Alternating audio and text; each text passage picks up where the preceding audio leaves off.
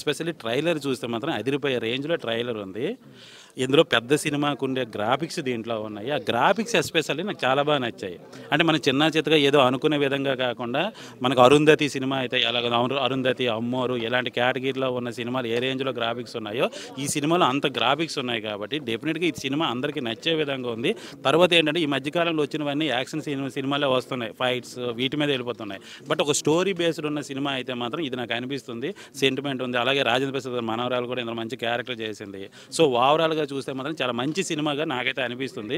డెఫినిట్‌గా మీకు అందరికీ నచ్చుతుంది. 27న ఇది వస్తుంది. డిసెంబర్ 27న. ట్రైలర్ అయితే మనకి యూట్యూబ్‌లో ఉంది. ఒకసారి చూడండి. ట్రైలర్ చూడండి. ట్రైలర్ బట్టి మీకు కూడా అర్థమవుతుంది.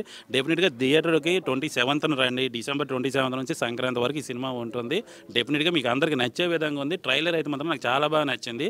చిన్న సినిమాలను ఆదరించండి. ఇది ఒక చిన్న సినిమా అని కాకుండా ఒక పెద్ద సినిమాలాగే ఉంది. ఎందుకంటే కాస్టింగ్ బాగుంది, గ్రాఫిక్స్ బాగున్నాయి. చాలా బడ్జెట్‌తో కూడుకొని చాలా అద్భుతమైన అవుట్‌పుట్‌ని వీళ్ళు తీసుకొచ్చారు కాబట్టి డెఫినిట్‌గా అందరికీ నచ్చే విధంగా అయితే ఈ సినిమా ఉంటుందని నేను ఆశిస్తున్నాను. డెఫినిట్‌గా సక్సెస్ అవ్వాలని యాజ్ ఏ ఒక రివ్యూవర్‌గా, సినిమా అభిమానిగా అయితే నేను కోరుకుంటాను.